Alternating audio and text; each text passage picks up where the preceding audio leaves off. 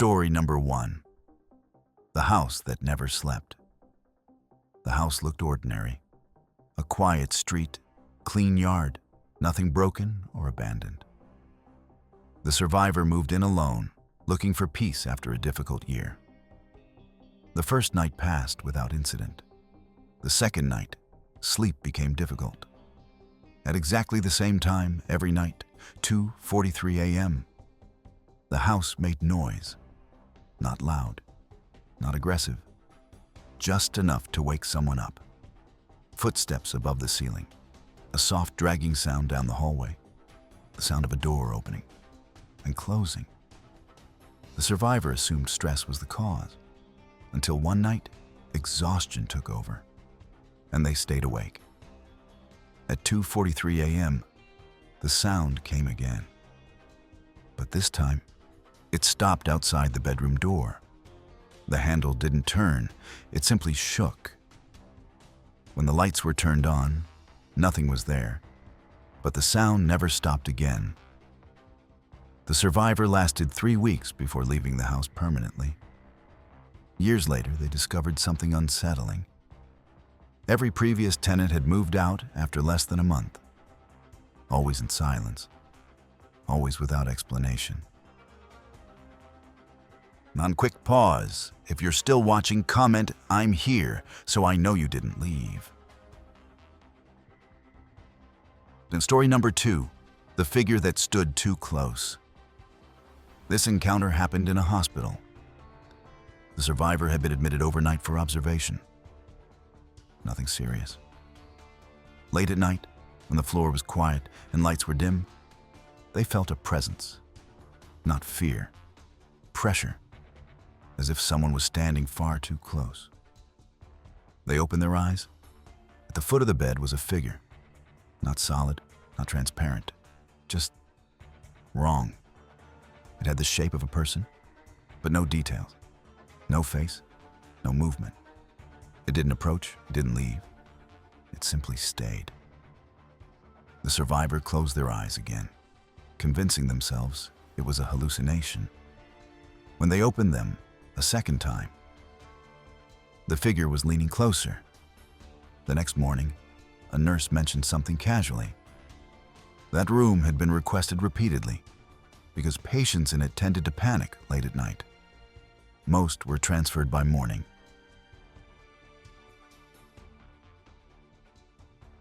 Story number 3. The mirror that showed someone else. The survivor lived in a small apartment with a large mirror facing the bed. Nothing unusual happened for months. Until one night, they woke suddenly. The room was dark, but the mirror reflected light, moonlight, and movement. In the reflection, someone was standing behind the bed, but the room itself was empty.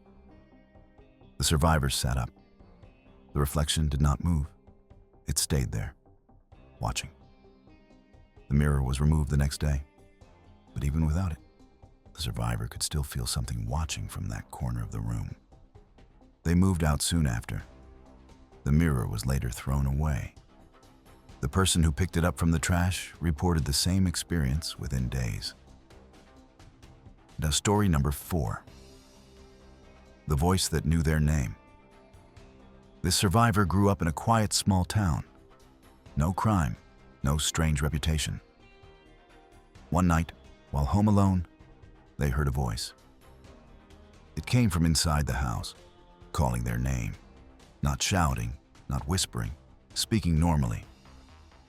Assuming it was a neighbor or family member, they answered. The voice responded, closer now, still calling their name, or room by room, until it came from directly behind them.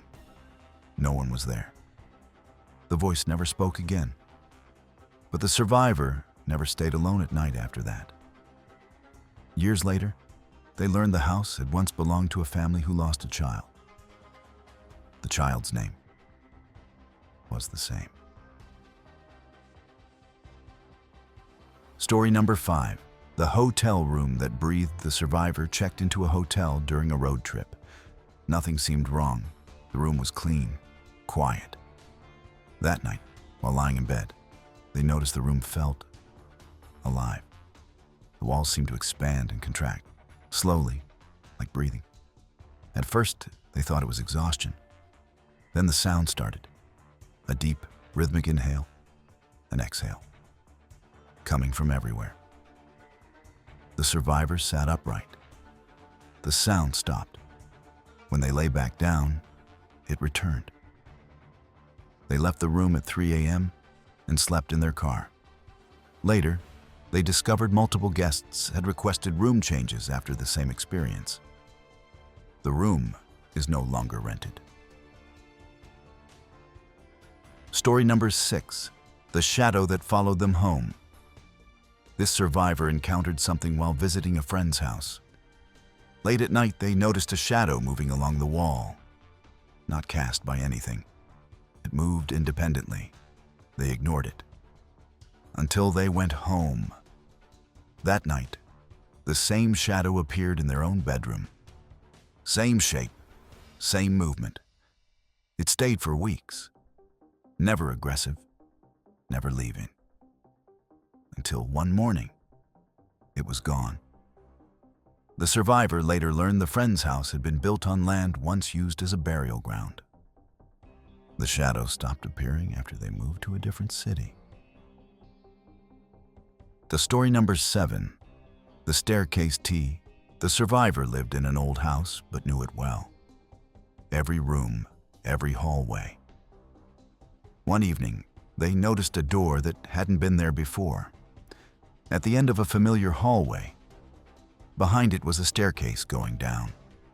They stood frozen because there was no basement in the house. They closed the door. The next day, it was gone. No marks, no signs, just an empty wall. But from that day on, the survivor often dreamed of going down those stairs and never reaching the bottom. A story number 8, the woman who sat on the bed. This survivor woke in the middle of the night, unable to move. Sleep paralysis, they thought. At the edge of the bed sat a woman. Her back was turned. She didn't speak. She didn't move. The survivor felt overwhelming sadness, not fear, as if the woman was grieving. When the paralysis ended, the woman vanished.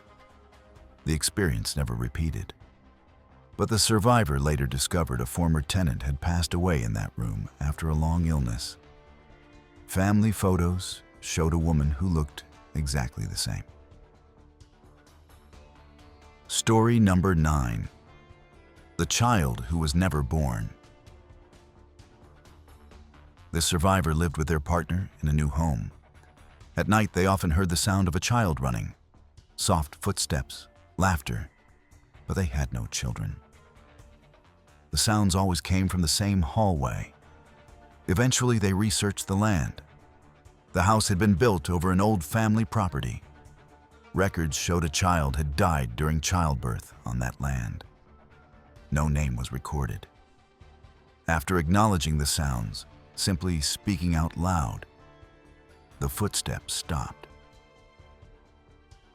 Story number 10, the presence that saved them. Not all ghost stories end in fear. This survivor was driving late at night on a dangerous road. They felt an overwhelming urge to slow down, for no reason. Seconds later, a truck crossed the center line at full speed. Had they not slowed down, the impact would have been fatal. Afterward, they felt a calm presence leave. Later that week, the survivor found out a loved one had passed away at the same time. Some encounters terrify, others protect, but all of them change you. On a closing message, last 2 minutes. Every survivor you heard about tonight walked away with the same realization: that we are not as alone as we think. Whether you believe these encounters were spirits, memories, or something science can't yet explain, the experiences were real. If these stories kept you listening, hit the like button, It helps this channel reach others who love real horror stories. Comment below.